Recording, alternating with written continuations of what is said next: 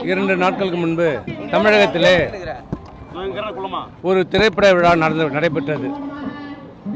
கல்வியில் சிறந்த தமிழ்நாடு என்று ஒரு திரைப்பட நிகழ்ச்சியை முதலமைச்சர் நடத்தி காட்டினார். உங்கள் பணத்திலே, அரசு பணத்திலே சிறந்த கல்வித்துறையில் சிறந்த தமிழ்நாடு, கல்வியிலே சிறந்து விளங்குகிறது என்று சொல்வதற்கு இன்றைக்கு ஆண்டு கொண்டிருக்கின்ற திமுக அரசுக்கோ முதலமைச்சருக்கோ எந்த தார்மீக உரிமையும் இல்லை. கல்வியில் சிறந்த தமிழ்நாடு இல்லை, கல்வியில் சீரழிந்திருக்கிற தமிழ்நாடாக இன்றைக்கு மாறி இருக்கிறது. தமிழ்நாடு முற்றிலுமாக கல்வித்துறை இன்றைக்கு சீரழிந்திருக்கிறது. எந்தவித வளர்ச்சியும் இல்லை. 2021 பிறகு இன்னைக்கு இந்த 4 ஆண்டு கால திமுக ஆட்சியிலே, ஸ்டாலினுடைய அரசிலே கல்வித்துறை மிகவும் மோசமடைந்திருக்கிறது. எந்தவித வளர்ச்சி பணிகளும் இல்லை. கல்வித்துறைக்கு தேவையான அடிப்படை கட்டட வசதிகள், மாணவர்களுக்கு தேவையான அடிப்படை வசதிகள், புதிய கட்டடங்கள், ஆசிரியர் நியமனம், ஆசிரியர் இல்லாத நியமனம், இப்படி எந்த பணியும் இந்த 4 ஆண்டு காலத்தில் இந்த அரசில் ஏற்படுத்தப்படவில்லை. ஆனால் இன்னைக்கு முதலமைச்சர் தன்னைத்தானே பாராட்டி கொண்டிருக்கிறார். எப்படி தன்னைத்தானே இந்தியாவிலே நான் தான் சிறந்த முதலமைச்சர், நான் தான் சிறந்த முதலமைச்சர், நான் தான் சிறந்த முதலமைச்சர் என்று சொல்வது போல இன்றைக்கு கல்வியிலே சிறந்த தமிழ்நாடு என்று யார் சொல்கிறார்? யார் சொல்ல வேண்டும்? தமிழகம் கல்வியிலே சிறந்து விளங்குகிறது யார் சொல்ல வேண்டும்? மத்திய அரசாங்கம் தன் ஆய்வறிக்கையில் சொல்ல வேண்டும். இல்லை என்றால் தமிழகத்தில் இருக்கிற பெற்றோர் ஆசிரியர்கள் சொல்ல வேண்டும். அவர்கள் பாராட்டு விழா எடுக்க வேண்டும். தமிழகம் சிறந்து விளங்குகிறது, அதனுடைய முதலமைச்சருக்கு நாங்கள் பாராட்டு விழா எடுக்கிறோம் என்று யார் சொல்ல பாராட்டு விழா நடத்த வேண்டும்? ஆசிரியர்கள் நடத்த வேண்டும், பெற்றோர்கள் நடத்த வேண்டும், மாணவர்கள் நடத்த வேண்டும், பொதுமக்கள் நடத்த வேண்டும். ஆனால் இங்கே விழாவை யார் நடத்துகிறார்கள்? தனக்குத்தானே தமிழக அரசு தனக்குத்தானே பாராட்டி கொண்டு தனக்குத்தானே விழா எடுத்துக் கொண்டிருக்கிறது. அப்பாவை போல பிள்ளை. அன்றைக்கு அவருடைய தந்தை திரு கருணாநிதி அவர்கள் தினந்தோறும் விழா, கலை நிகழ்ச்சி, நாட்டியம், நடனம் என்று இருந்தது போல இன்றைக்கு முதலமைச்சர் தந்தையை போல பிள்ளை. அவரும் இன்றைக்கு தினந்தோறும் ஏதாவது ஒரு நிகழ்ச்சியை, கலை நிகழ்ச்சிகளை சினிமா நடிகர்களை வைத்துக் கொண்டு நடத்தி கொண்டிருக்கிறார். இன்றைக்கு என்ன நிலைமை? தமிழகத்திலே கல்வித்துறையினுடைய நிலைமை என்ன? பள்ளி கல்வித்துறையில் 2021 இருந்த பள்ளியினுடைய எண்ணிக்கை எங்களுடைய அம்மாவுடைய ஆட்சியிலே, எடப்பாடியாருடைய ஆட்சியிலே எண்ணிக்கை 37,636. எடப்பாடியார் பிறகு ஆட்சி பொறுப்பேற்ற திரு ஸ்டாலினுடைய ஆட்சியிலே இன்றைக்கு 4 ஆண்டு காலத்திற்கு பிறகு என்ன நடந்திருக்கணும்? 37,636 கூடுதலாக இருந்திருக்க வேண்டும். ஒரு பள்ளியாவது கூடுதலாக இருந்திருந்தால் சொல்லலாம். ஆனால் இன்றைக்கு என்ன எண்ணிக்கை? 37,554. செப்டம்பர் மாத கணக்குப்படி 37,554, 89 பள்ளிகள் குறைவு. அதற்கு பிறகு இப்போது 10 நாட்களுக்கு பிறகு 207 பள்ளிகள், அரசு பள்ளிகள் மூடப்பட்டிருக்கிறது.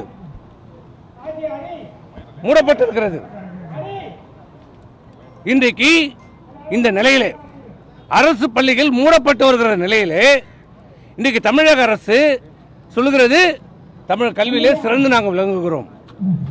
அம்மாவுடைய ஆட்சியிலே, எடப்பாடியார் ஆட்சியிலே பள்ளி மாணவருடைய எண்ணிக்கை 53 லட்சம். இன்றைக்கு 4 ஆண்டு காலம் திமுக ஸ்டாலினுடைய அரசிலே மாணவர்கள் எண்ணிக்கை பள்ளியும் குறைந்திருக்கிறது.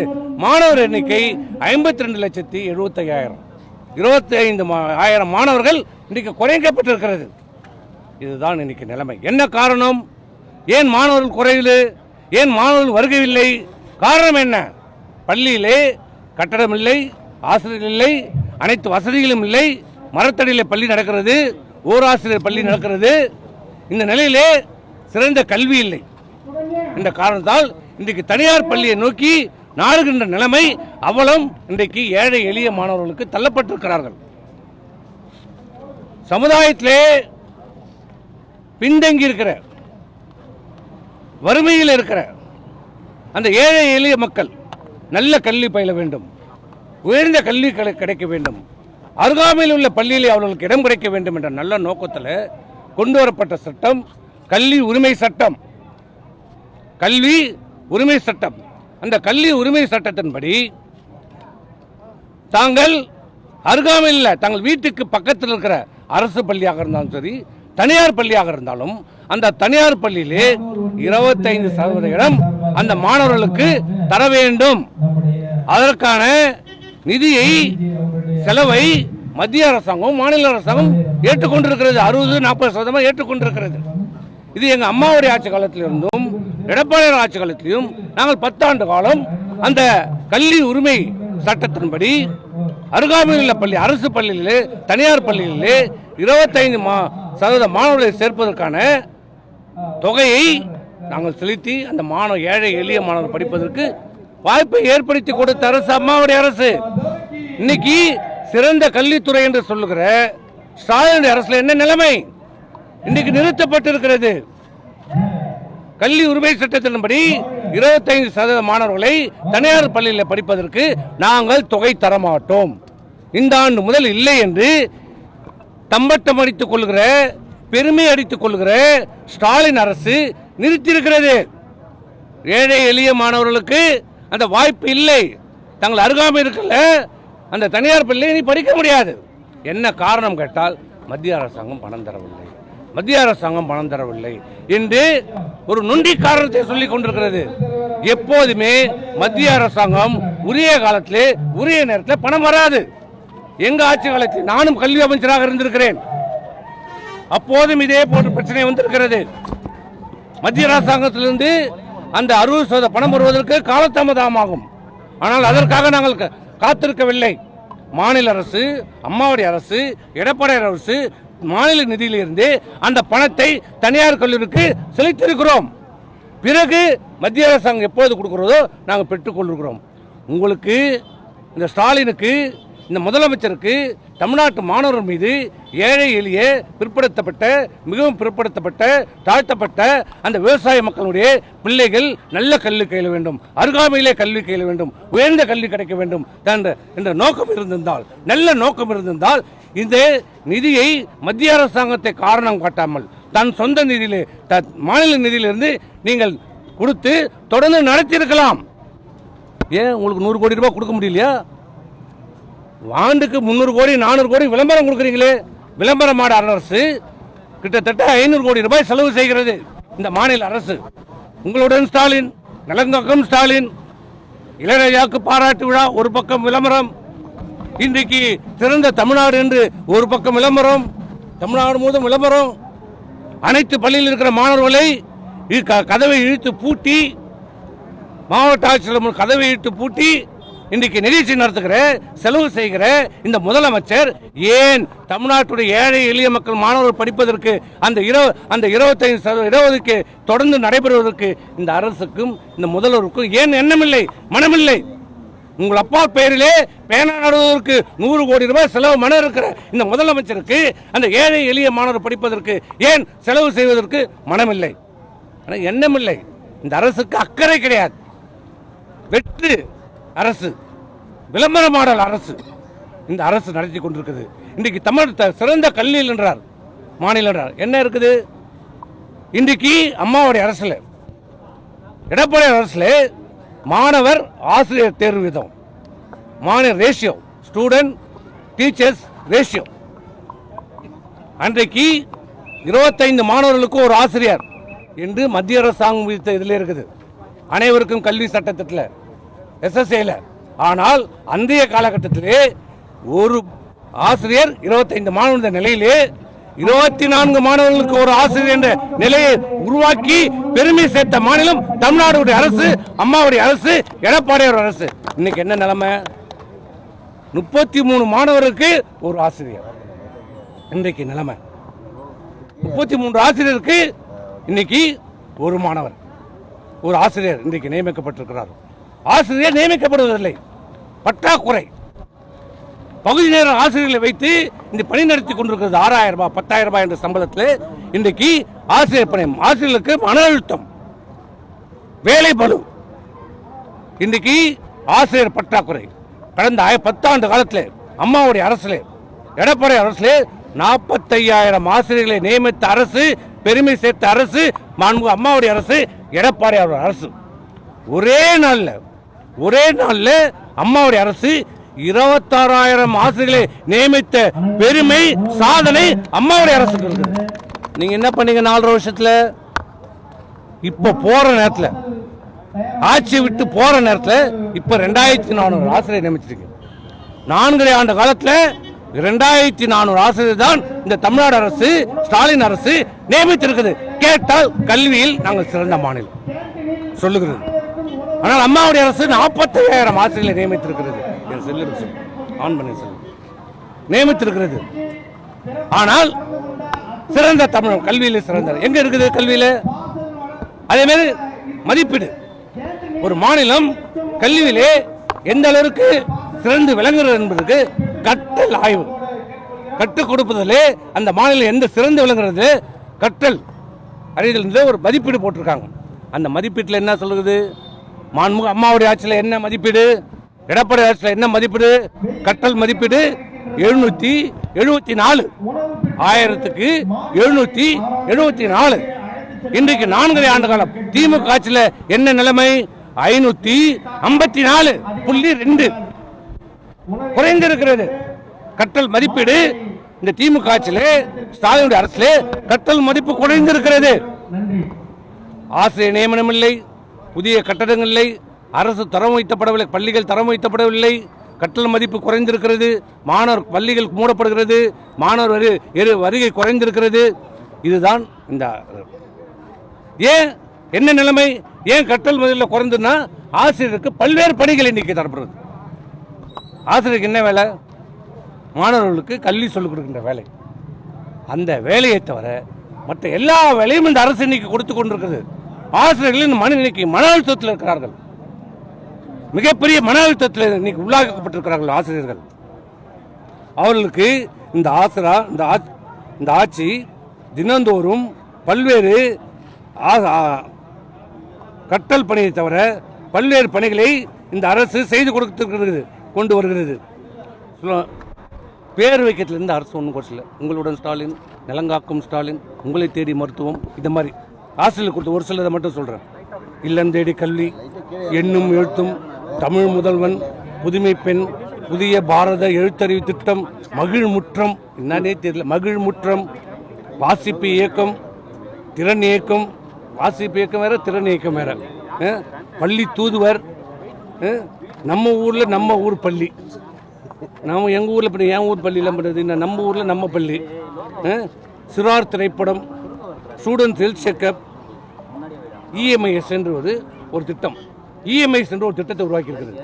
24 மணி நேரமும் அதிலே ஆசிரியர்களை இந்த மாணவனுடைய நடவடிக்கையை அதில் பதிவிடணும். ஆசிரியர் 24 மணி நேரம் அதுதான் வேலை. எப்போ பார்த்தாலும் அந்த இஎம்ஐ திட்டத்தின்படி தனியாக சிறப்பாக ஒரு நபரை நியமிப்பதாக இந்த அரசு சொல்லிச்சு. ஆனால் இன்னி வரைக்கும் நியமிக்கல. இது மட்டுமில்லை, இந்த அரசுடைய இன்னொரு கையாளாக தனத்துக்கு இன்னொன்று, தமிழகத்திலே 44 மாதிரி பள்ளிக்கூடங்கள் இருக்கிறது. அந்த மாதிரி பள்ளிக்கூடங்களுக்கு ஆசிரியர்கள் ஆசிரியர் பணிக்கு நியமனம் செய்யப்பட்டிருக்கார்கள். அந்த ஆசிரியர் பணி நூலகர் இப்படிப்பட்டவர்களுக்கு எவ்வளோ தெரியுமா சம்பளம்? 6,000 ரூபாய். காவலாளை பெருக்கிறவங்களுக்கு எவ்வளோ தெரியுமா சம்பளம்? 4,500 ரூபாய். இது முழுக்க தொழிலாளருடைய விரோத சட்டம். ஒரு அரசே தொழிலாளர் நலன் சட்டத்தை மீறுகிறது. மினிமம் வேஜ் ஆக்ட் அடிப்படை தொகை எவ்வளோனா, தமிழக அரசே வெளியிட்டிருக்கிற தொகை எவ்வளோனா 530 ரூபாய். குறைந்தபட்ச ஊதியம் எவ்வளோனா 530 ரூபாய். நீ 530 ரூபாய் கொடுக்கணும்னா 15,500 ரூபாய் சம்பளம் கொடுக்கணும். ஆனால் இந்த அரசு எவ்வளோ தருது? 150 ரூபாய் தருது. இப்படி தமிழ்நாடு அரசு, இந்த முதலமைச்சர் அரசு தொழிலாளர் விரோத ஆட்சியை இன்றைக்கு நடத்தி கொண்டிருக்கிறது. கொத்தடிமையாக ஆசிரியர்களை கொத்தடிமையாக இன்னைக்கு நடத்துகிறது. ஏவல் துறையாக ஆசிரியர்களை தன்னுடைய பணிக்கு தன் அரசியல் பணிக்காக ஏவல் துறையாக இன்றைக்கு அரசு இயந்திரத்தையும் ஆசிரியர்களையும் பயன்படுத்தி ஆசிரியர்களை மிகப்பெரிய மன உளைச்சலுக்கு இன்னைக்கு ஆக்கியிருக்கிறது இந்த அரசு. என்ன செய்திருக்கிறது? உயர்கல்வியில் என்ன பண்ணியிருக்கிறீங்க? உயர்கல்வியில் சாதனை சொல்கிறோம் நாங்கள் 53%. இது சொல்கிறதுக்கு வெக்கமா இல்லை இந்த முதலமைச்சருக்கு? எப்போ வந்தது? 2011 அம்மா அவர்கள் ஆட்சி பொறுப்பு இருக்கிற போது உயர்கல்வியினுடைய சாதனை 100 மாணவர்கள் 33 மாணவர்கள் இங்கே தமிழ்நாட்டில் ஆட்சி பொறுப்பு இருக்கும்போது. ஆனால் ஆட்சி பொறுப்பை விட்டு 2021 முடிகிற போது தமிழ்நாட்டினுடைய சாதனை 100 மாணவர்களுக்கு 54 மாணவர்களை சதவீதத்தை செட்டி சாதனை புரித்தது அம்மாவுடைய அரசு, எடப்பாடி அவருடைய அரசு. அது நீ ஸ்டிக்கர் ஒட்டிக்கிற யாருடைய சாதனை? அம்மாவுடைய அரசு. 2030 எட்ட வேண்டிய இலக்கை நாங்கள் 2019 அந்த இலக்கை எட்டியது அம்மாவுடைய அரசு. எப்படி சாத்தியமாச்சு? எப்படி சாத்தியமாக்கப்பட்டது? இந்த 10 ஆண்டு காலத்தில் அம்மாவுடைய ஆட்சியில் எத்தனை கல்லூரிகள்? எடப்பாடியார் ஆட்சி காலத்திலே 67 அரசு கலைக்கல்லூரிகள், 21 பாலிடெக்னிக், 7 சட்டக்கல்லூரி, 4 வேளாண்மை கல்லூரி, 4 பொறியியல் கல்லூரி, 5 பல்நோக்கு ஆராய்ச்சி கல்வி நிறுவனங்கள். இப்படி தொடங்கி அது மட்டுமில்லை, எடப்பாடியார் காலத்திலே 11 மருத்துவக் கல்லூரி, அம்மாவுடைய ஆட்சி காலத்திலே 6 மருத்துவக் கல்லூரி, மொத்தம் 17 மருத்துவக் கல்லூரிகளை இந்த 10 ஆண்டு காலத்திலே தொடங்கி மிகப்பெரிய உயர்கல்வித்துறையிலே புரட்சியை ஏற்படுத்தியது மாண்புமிகு அம்மா எடப்பாடியார். நீ எத்தனை தந்திருக்கிற? இந்த 4.5 வருஷத்தில் ஒரு மருத்துவக் கல்லூரி கேட்டால் மத்திய அரசு எங்களுக்கு கூட தான் தரல. அம்மா அவர்கள் தொடங்கிய 6 மருத்துவக் கல்லூரியும் மாநில நிதியிலே தொடங்கப்பட்டது. உனக்கு எண்ணம் இல்லை, மனம் இல்லை. செய்யணும்னு எண்ணம் இருந்திருந்தால், மனம் இருந்திருந்தால் இந்த அரசு செய்திருக்கலாம். செய்கிற எண்ணம் இந்த ஆட்சிக்கு இல்லை. முழுக்க முழுக்க அம்மாவுடைய அரசும் எடப்பாடி அரசு செய்த சாதனை தான் இன்று வரைக்கும் இந்த அரசு ஓட்டிக் கொண்டிருக்கிறது. 22 பல்கலைக்கழகங்கள் இன்றைக்கு இருக்கிறது. அந்த 22 பார்த்தீங்கன்னா கிட்டத்தட்ட 12-13 பல்கலைக்கழகம் யார் காலத்தில் ஆரம்பிக்கப்பட்டது என்றால் புரட்சித் தலைவர் எம்ஜிஆர் மாண்பு அம்மா காலத்தில் ஆரம்பிக்கப்பட்ட பல்கலைக்கழகங்கள். இவர்கள் ஆரம்பித்தது 3-4 தான். உயர்கல்விக்கு ஊக்கம் கொடுத்து இந்த தமிழகம் இந்தியாவிலே ஒரு சிறந்த மாநிலமாக, படித்த இளைஞர்கள் கொண்ட மாநிலமாக உருவாக்கியதற்கு காரணம் மாண்புமிகு டாக்டர் எம்ஜிஆர், மாண்புமிகு அம்மா எடப்பாடியார். நீ என்ன செய்த? இன்னைக்கு 22 பல்கலைக்கழகங்களில் 12லேருந்து 15 பல்கலைக்கழகம் துணைவேந்தர்கள். இதுதான் உன் லட்சணம். ஒரு துணைவேந்தரை நியமிப்பதற்கு வக்கில்லை, துப்பில்லை. இந்த அரசு பாராட்டிக் கொள்கிறது தன்னைத்தானே. நாங்கள் தான் கல்வியில் சிறந்த நாடு, கல்வியில் சிறந்த தமிழ்நாடு என்று, கல்வியில் சிறந்த தமிழ்நாடு என்று இன்னைக்கு பாராட்டி கொண்டிருக்கிறது. அது மட்டுமில்லை, இன்னைக்கு தமிழகத்தில் இருக்கிற 18 CO மாவட்ட முதன்மை கல்வி அலுவலர் இல்லை. 900 தலைமை ஆசிரியர் நியமிக்கப்படவில்லை. கல்லூரியிலே மொத்த பணியிடம் 10,500. இந்த 10,500 பணியிடங்களில் கிட்டத்தட்ட 9,000 பணியிடங்கள் இன்றைக்கு தமிழகத்தில் காலியாக இருக்கிறது. எல்லாம் பகுதி நில கௌரவ பேராசிரியர் வைத்து நடத்தி கொண்டிருக்கிற அரசு. என்ன சொன்னீங்க தேர்தலுக்கு முன்னே? கௌரவ பேராசிரியர் அனைவரும் நிரந்தர பேராசிரியர் நியமிக்கப்படுவார்கள், பகுதி நேர ஆசிரியர்கள் எல்லாம் நிரந்தர ஆசிரியர் நியமிக்கப்படுவார்கள். என்ன பண்ணீங்க இதுவரைக்கும்? இந்த 4 ஆண்டு காலத்தில் ஏதாவது நடவடிக்கை எடுக்கப்பட்டிருக்கிறதா இந்த ஆட்சியில்? ஒண்ணுமில்லை. இன்னைக்கு என்ன நிலைமை? உள்ளதும் போன கதையா போச்சு. கௌரவ பேராசிரியர் விடுங்க, பகுதியினர் ஆசிரியர் ஏற்கனவே அரசு வேலை பெற்று பணியில் இருக்கிற ஆசிரியருக்கும் இன்றைக்கு திமுக அரசுல ஆபத்து வந்திருக்கிறது. ஆசிரியர் தகுதி தேர்வை எழுத வேண்டும் என்று இன்றைக்கு உச்சநீதிமன்றம் தீர்ப்பு கொடுத்திருக்கு. கொடுத்து கிட்டத்தட்ட 1 மாசம் ஆக போகுது. இந்த அரசு என்ன நடவடிக்கை எடுத்திருக்குது? அச்சத்தில் இருக்கிற, பாதிக்கப்படுகிற அந்த ஆசிரியருக்கு இந்த அரசு என்ன பதில் சொல்ல போகிறது? என்ன செய்ய போகிறது? என்ன நிவாரணம்? இது வரைக்கும் ஏதாவது சொல்லியிருக்காங்களா? ஏதாவது செய்திருக்கிறாங்களா? ஒன்றும் கிடையாது. ஏன் செய்யல? அதுக்கு மனமில்லை, எண்ணமில்லை. இன்றைக்கு இந்த ஆட்சி இருக்கிறதுனா திமுக ஆட்சி காரணம் யாரு? காலில் வந்து கோடி தூரம் நமஸ்காரம் பண்ணும் திமுக. யாரு? அரசு ஊழியர்கள் போட்ட பிச்சை.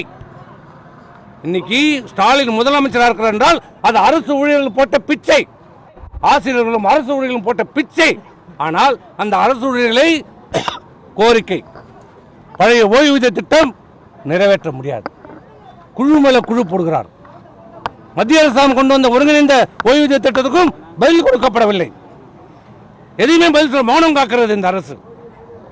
ஆசிரியருடைய கோரிக்கையான பழைய ஓய்வூதியம் மௌனம் காக்குது. அந்த நிலையிலே இன்னைக்கு பணியில் இருக்கிற ஆசிரியர்களுக்கும் இன்னைக்கு அவருடைய பணிக்கு ஆபத்து வந்திருக்கிறது. இது வரைக்கும் சொல்ல ஏன் செய்யுங்க, என்ன பெரிய விஷயமா? பணியில் இருக்கிற ஆசிரியர் தேர்வு எழுதாமல் பணியில் சேர்ந்த ஆசிரியருக்கு தமிழ்நாடு அரசு ஒரு சிறப்பு தேர்வு வைங்க. சிறப்பு தேர்வு வச்சு அந்த பணியில் இருக்கிற ஆசிரியர்களுக்கு மட்டும் ஆசிரியர் தேர்வு வாரியத்தின் மூலம் ஒரு சிறப்பு தேர்வு வைத்து அவரை பணி நிரந்தரம் பண்ணுங்க. என்ன பெரிய கம்பசூத்திரமா? உச்சநீதிமன்றத்தில் அனுமதி பெற்று பணியில் இருக்கிற ஆசிரியர்களுக்கு மட்டும் சிறப்பான ஒரு தேர்வு, இந்த 1 லட்சம் பேருக்கு தேர்வு வச்சு அவர்களை தேர்ந்தெடுங்க வெற்றி பெற்றவர்கள். இதை சொல்வதற்கு ஏன் இந்த அரசுக்கு தயக்கம்? ஏன் என்ன கஷ்டம்? எங்கள் அம்மாவுடைய அரசு, நான் கல்வி அமைச்சர் இருக்கும்போது நாங்கள் இந்த திட்டத்தை இது பண்ணலையா? எந்த எண்ணமும் கிடையாது இந்த அரசுக்கு. நீட்டு தேர்வு இன்னைக்கு நீட்டு தேர்வு ரத்து செய்யப்படும் சொல்லி 4.5 வருஷத்தில் ஒன்றும் காணும். 25 மாணவ மாணவிகள் இந்த திமுக அரசால், இந்த திமுகவுடைய வாக்குறுதியை நம்பி தற்கொலை செய்து கொண்டிருக்கிறார்கள். தற்கொலைக்கு காரணம் இந்த திமுக அரசு. அவருடைய பொய்யான வாக்குறுதியை நம்பி 25 மாணவ மாணவிகள் இந்த உயிரை இழந்திருக்கிறார்கள். இன்னைக்கு என்ன நிலைமை? நாட்டில் என்ன நடக்குதுன்னே தெரியாது. நாங்கள் சொல்றோம், இந்த முதலமைச்சருக்கு என்னமே நடக்குதுன்னே இந்த நாட்டில் தெரியாது. நிர்வாகம்னா என்னன்னு தெரியாது. யார் நிர்வாகம் கையில் இருக்குதுன்னே தெரியாது. இன்னைக்கு கல்வித்துறை எப்படி இருக்குது? 2 நாளுக்கு முன்னாடி பார்த்தோம். 9வது வகுப்பு படிக்கிற ஒரு மாணவன், அவனுக்கு என்ன வயசு இருக்கும்? 13 வயசு இருக்கும். அந்த மாணவன் சக மாணவனை கத்தியால் வெட்டுகிறான்.